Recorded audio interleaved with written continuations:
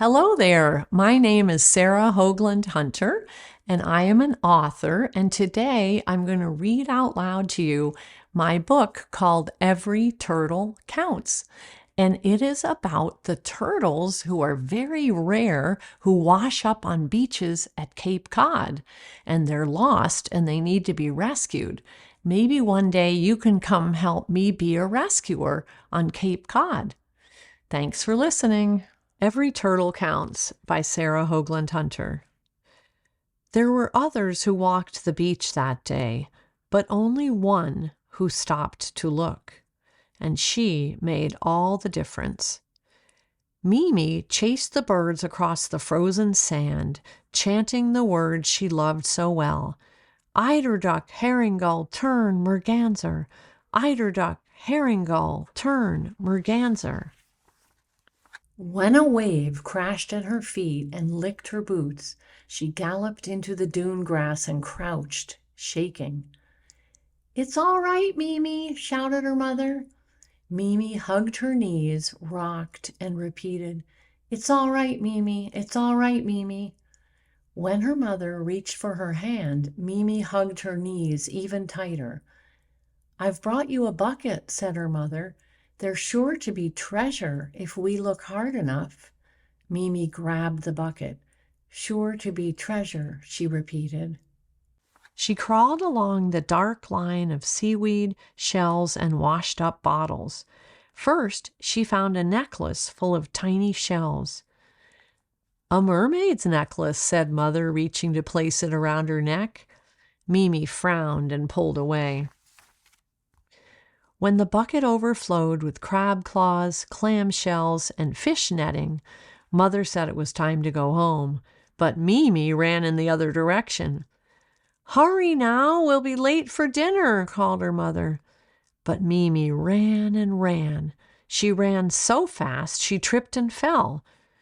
"Are you all right?" called her mother.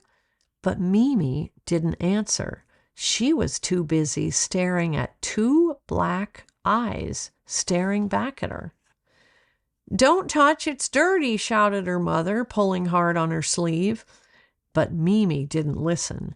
She picked up the turtle and cradled it in her arms. "Put that thing down," begged her mother. "It's time to go. Mrs. Sims is coming for dinner."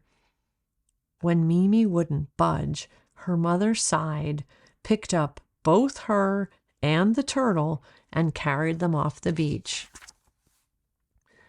"Dead," said the fisherman at the town wharf. "Dead as a doornail," agreed the harbor master. "That thing is not coming in my house," said Mrs. Sims, the landlady. "It stinks to high heaven."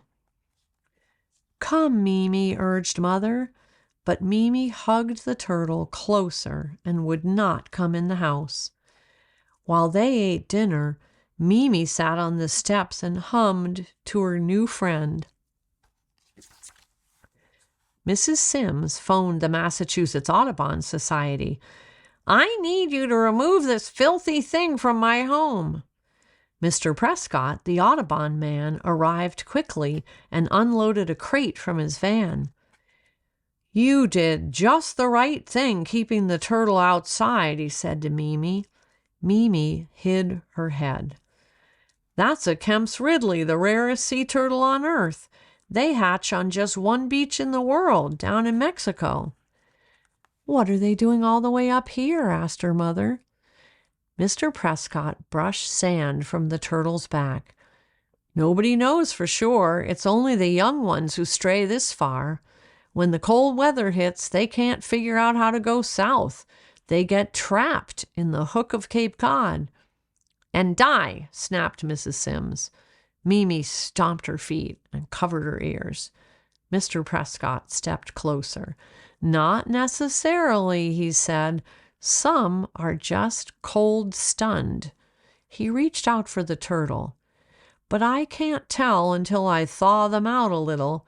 It's a good thing you rescued this turtle and kept it outside. A frozen turtle shouldn't thaw too fast." "Shouldn't thaw too fast," repeated Mimi. Mimi loosened her grip and let Mr. Prescott lift the turtle into the crate.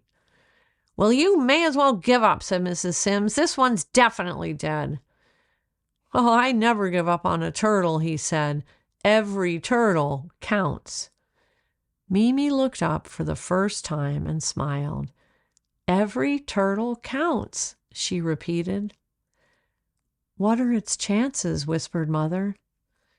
"About the same chance it had to make it through sharks, shrimp nets, and tanker traffic all the way up here from the Gulf of Mexico," he said. 1 in 1,000. Mimi groaned. "Don't worry," said Mr. Prescott, gently touching the turtle. "See the little flicker of light in this one's eyes? That means there's hope. I haven't been wrong about that yet."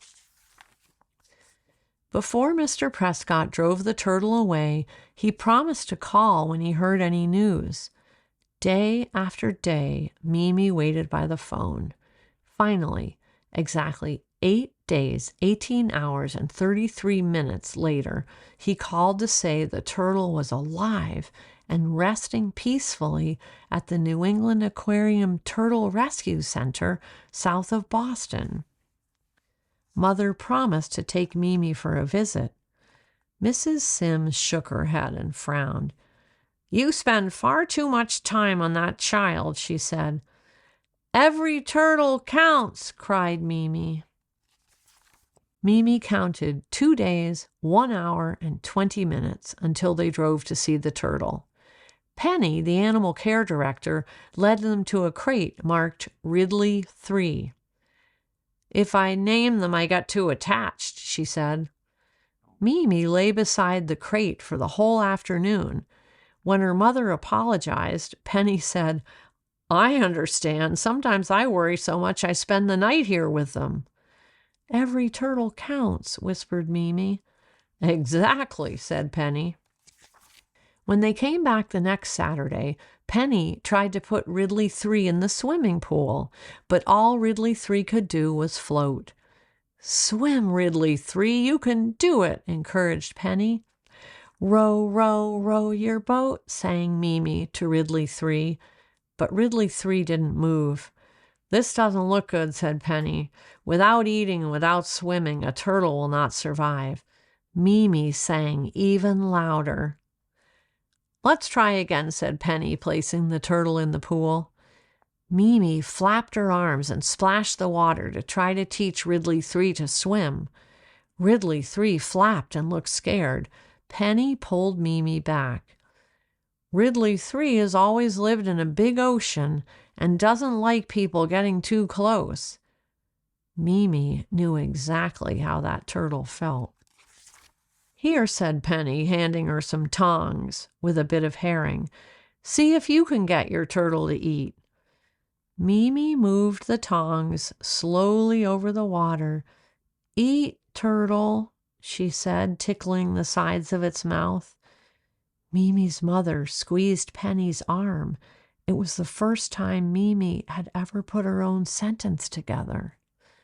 Just then, so quickly they almost missed it, Ridley 3 chomped the herring, exhaled with a soft hiss, and dove to the bottom of the pool. "Hooray!" cried Penny. "Hooray!" shouted Mimi. Around and around circled Ridley 3. Around and around danced Mimi. "Ring around the rosy," she sang, grabbing their hands.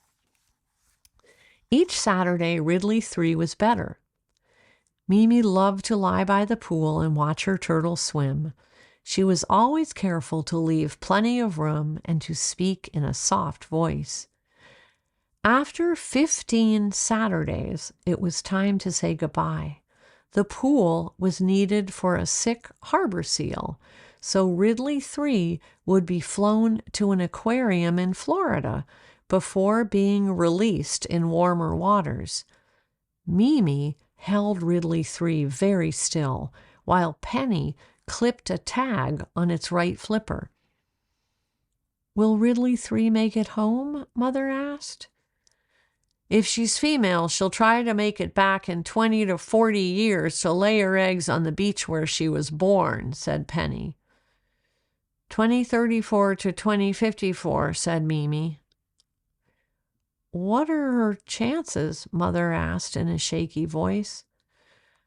Last year, only 400 turtles returned to Rancho Nuevo, said Penny. 60 years ago, there were 40,000. Mimi traced her name in the turtle's tiny tag. The next day, at exactly 3:12 p.m., Mother and Mimi ran to the edge of the sea, waving and clapping at the plane overhead. Goodbye and good luck, Ridley 3, shouted Mother. Goodbye and good luck, Ridley 3, echoed Mimi. For just a moment, Mother hid her face in her mitten. Mimi reached over and patted her arm. The turtle will be all right, Mom. Rancho Nuevo, Mexico, 2045.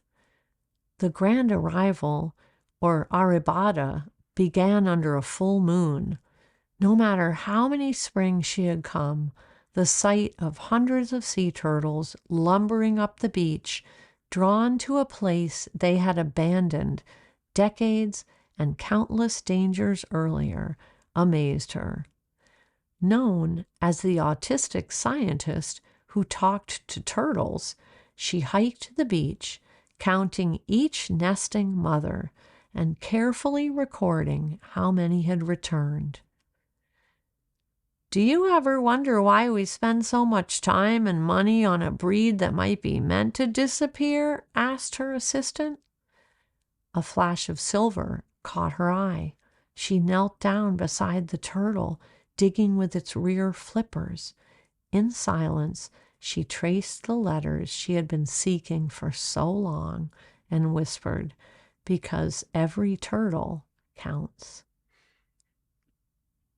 Thanks so much for being such good listeners. And I just want you to know that we could use your help between Thanksgiving and Christmas every year when these turtles wash up on the beaches of Cape Cod.